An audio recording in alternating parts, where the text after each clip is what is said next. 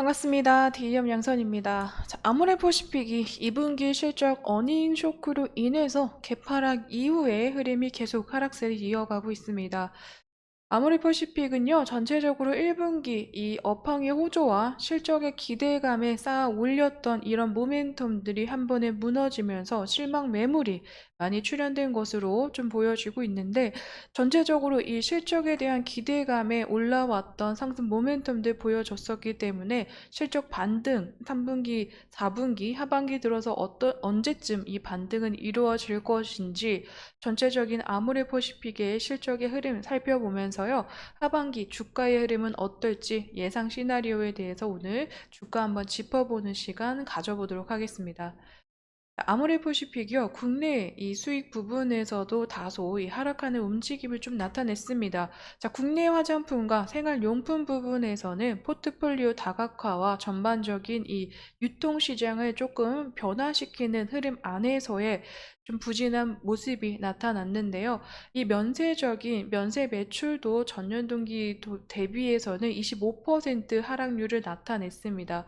자, 그렇기 때문에 현재 이 면세 부분에서의 흐름까지 좀 나타나면서 계속 하락의 흐름세를 가져가고 있다. 네, 일부 브랜드들의 마케팅비 또한 확대 집행되면서 실적 마진에 대한 악화가 지속되고 있다라고 보여주고 있는데, 하반기에도 이 매출의 비중은 면세점에서의 비중은 좀 부진할 것으로 예상이 되고 있고, 그 흐름은 2025년도에 소폭 반등하는 구간으로 좀 보여질 것으로 예상이 되고 있습니다. 하지만 3분기부터는 이커머스 채널 매출 기조가 낮아지므로 전년 동기 대비해서의 성장률이 좀 예견이 되고는 있는데요. 이 부분에서는 2분기 대비 마케팅비가 또한 축소되는 영향으로 또한 2분기에 보다는 추가적인 어, 이제 마케팅 비용에서의 감소세로 조금 더 2분기보다는 수익성 악화가 더 지속되는 국내에서의 움직임은 아닐 것으로 예상이 되고 있습니다. 또한 아모레퍼시픽 중국에서의 실적 우려감이 굉장히 크게 나타났던 2분기 실적으로 생각이 되고 있습니다. 자, 중국에서의 흐름은 계속해서 좋지 않고 이 부분에서는 아무래도 전체적인 영업이익에서 부분이 이제 2025년으로 좀 다 내다보고 있는 시점이라고 생각이 되고 있습니다. 하지만 중국의 지역, 이 기타 아시아와 미주, 그리고 유럽권 전반적인 다른 비중국의 지역에서 국가에서의 성장 흐름세는 계속 증가하고 있는 시점이기 때문에 저는 이 부분을 조금 더 주목해 봐야 된다라고 생각이 되고 있습니다. 전반적으로 국내 화장품, 한국 화장품들이 현재 중국의 의존도를 많이 버리고 있는 시점이지만 아모레퍼시픽은 중국의 의존도가 굉장히 컸던 브랜드이고 기업이었기 때문에 이 부분에서의 실적 하락과 이런 실망감이 더욱더 발현되지 않나라고 생각이 되고 있는데, 현재적으로는 이 아모레퍼시픽이 중국 외의 국가로 다시 한번 채널과 유통망과 국가에서의 움직임을 다변화시키고 있는 현 시점이기 때문에 저는 앞으로를 더 주목해야 되고 중국 외 다른 국가에서의 성장이 나가고 더 마케팅을 버리고 있는 부분을 더 신경을 써야 된다라고 저는 판단이 되고 있습니다. 아모레퍼시픽이 중국에서의 이런 이제 구조조정과 전반적으로 나가고 있는 일회성 비용들이 계속 커지고 있고, 이 부분에서는 아모레퍼시픽에서도 2025년도에 소폭 반등하지 않을까, 그 전까지는 영업이익에서의 하락 흐름은 더 나타날 수 있으리라라는 예견들이 나오곤 있습니다.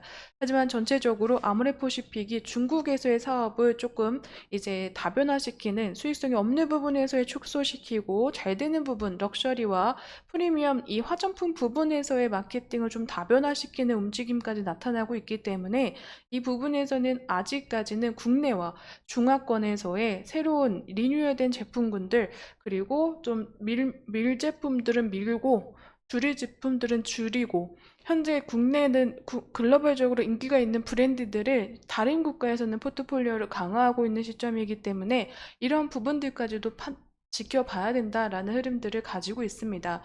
동남아나 일본 같은 경우에는 전체적으로 아모레 퍼시픽의 코사렉스나 라네즈, 에뛰드, 그리고 뭐 에스트라 등 전반적인 브랜드들이 포트폴리오를 강화시키고 있고 더욱더 카테고리를 늘려가고 있는 시점이기 때문에요. 아모레퍼시픽이 중국의 국가에서 더욱더 현재 증가하고 있고 좋은 평가를 가지고 있는 건 맞다라고 저는 보여지고 있습니다.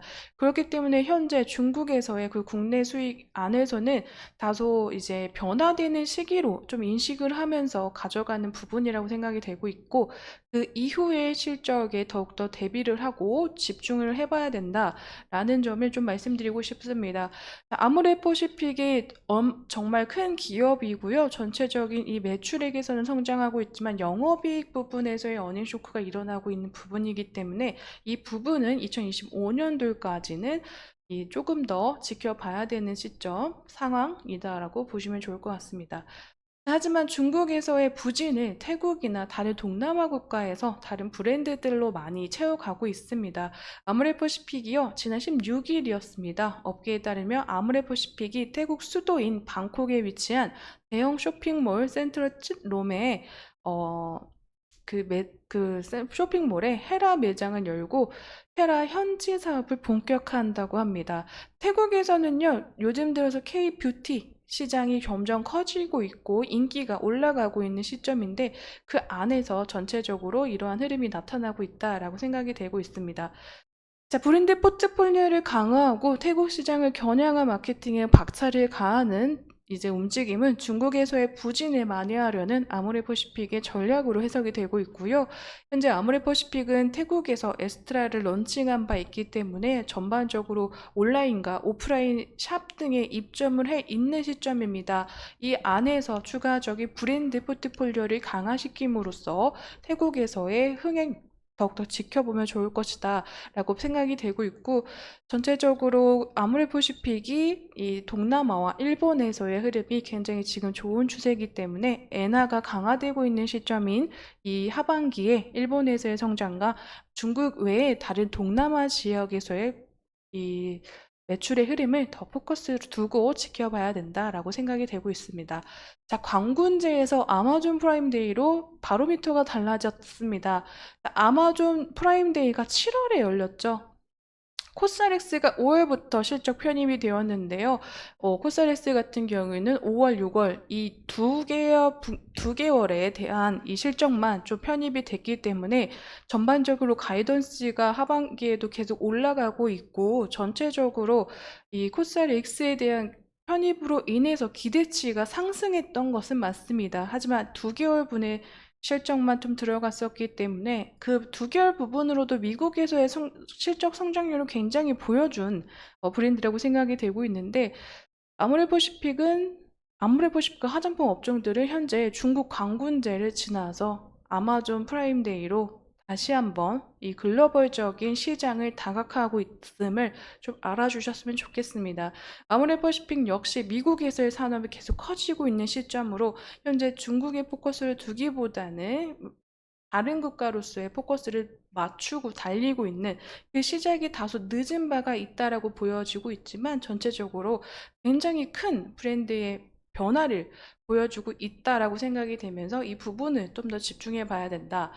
아마존 프라임데이가 7월에 열림으로써요, 이 코스알엑스 그리고 아마존 프라임데이에서 성과를 이뤄냈던 라네즈나 에스트라 등도 3분기 실적을 좀 더 기대해 볼 만하다라고 생각이 되고 있습니다. 미국에선 83% 전체적인 미주와 EMEA에서는 전반적인 국가 상승률이 83%의 흐름을 보여줬는데요. 아모레퍼시픽 그룹이 전체적인 브랜드가 이 뷰티 퍼스널 케어 부분에서 1위에서 3위를 차지하는 등 굉장한 이 상위권에 랭킹되어 있음을 제가 누누이 이 방송으로도 말씀드렸던 것 같습니다. 그렇기 때문에 이 실적이 이 7월에 그리고 7월부터 계속 말씀을 드렸기 때문에 2분기 실적이 나오기 전이어서 실적 기대감이 그 시기에 많이 반영됐을 것이라고 생각이 되고 있는데, 자, 이 부분에서의 실질적으로는 실적을 견인할 수 있는 매출은 이제 3분기로 들어갈 것으로 예상이 되고 있고요. 심지어 코스닥 X 같은 경우에는 이번 행사에 가장 팔린 제품군 5위, 토탈 제품 안에서도 5위에 들 정도로 굉장한 이 브랜드력을 과시하고 있다라고 생각이 되고 있습니다. 아마존에서는 꾸준히 인기를 받고 있는 제품군으로 생각을 해주시면 될 것 같고, 2분기에는 아무래도 비수기, 소비 자체적으로 비수기를 영향을 좀 따지고 있기 때문에요. 하반기 성수기 돌입에 따라서 전반적으로 아모레퍼시픽과 코스알엑스에서의 상조하고의 흐름을 좀 이어갈 것으로도 예상이 되고 있습니다.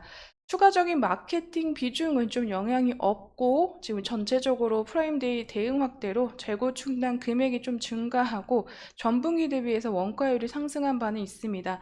하지만 수요가 견조함에 따라서요, 연간 가이던스는 계속 꾸준히 유지하고 있는 상태로 아모레퍼시픽과 코스알엑스는 하반기 조금 더 지켜볼 만하다라고 생각이 되고 있습니다.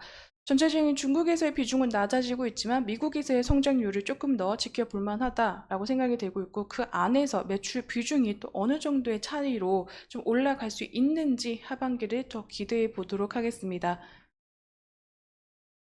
아모레퍼시픽이 2분기 실적 발표와 함께 크게 하락을 하면서요, 주가 개파락 이후에 전반적으로 힘을 받지 못하는 주가 흐름 나타내고 있습니다.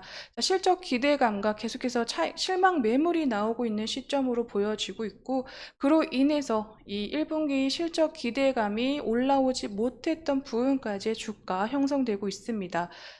다시 한번 1분기에서의 실적 호조와 전체적인 업황의 이 호조세로 인해서 주가를 끌어올렸던 상승 모멘텀들은 조금 더 하반기로 기대를 해봐야 될 것으로 생각이 되고 있고, 전체적으로 우려감과 실망감이 한 번에 몰려든 이 부분 안에서 아모레퍼시픽은 오히려 좀 부담감 없이 다시금 기대성과 그 너무 고점 부근이다 아니면은 상승하고 있는 추세에서의 이 전환을 계속 따라가는 주가의 흐름이 아니라 현재적으로는 부담감과 이러한 실망적인 우려감이 다 반영됐다라고 보여지고 있는 이 시점 안에서의 주가 흐름이 오히려 현재로서는 저가 매수의 기회가 아닌가라는 의견들도 많이 나오고 있습니다.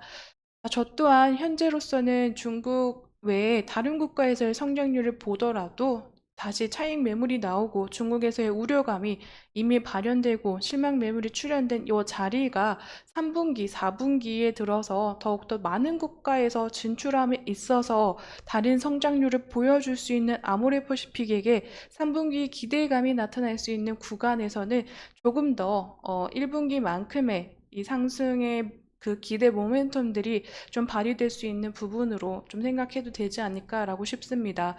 2분기 실적 어닝 쇼크로 인해서 개파락 보여줬던 주가의 흐름 지켜보시느라 많이 힘드셨을 것 같습니다. 하지만 2분기 실적 이제 이러한 많은 우려감과 불안감이 나왔던 시기가 조금 지나가고 앞으로의 이 실적 모멘텀들 안에서는 저희가 기대해 볼 점, 주목해 볼 점은 우려감과 실망감이 있는 부분과는 사뭇 다르다라고 생각이 되고 있습니다. 그렇기 때문에 이 다른 부분들을 조금 더 긍정적으로 평가해 주시면서 아모레퍼시픽의 3분기, 하반기를 맞이하는 모습을 좀 더 기대해 보도록 하겠습니다. 오늘 아모레퍼시픽에 대한 이야기는 여기서 마무리 짓지만, 추가적으로 나오는 움직임과 아모레퍼시픽의 전반적인 정보가 또 나오는 즉시 확인해서 또 영상으로 찾아뵙도록 하겠습니다. 제 영상에는 개인적인 견해와 의견들이 들어가 있습니다. 그렇기 때문에 투자하실 때는 반드시 참고용으로 사용해 주시기를 추천드리면서 오늘 영상 마무리 짓도록 하겠습니다. 오늘도 제 영상 시청해 주셔서 감사드립니다.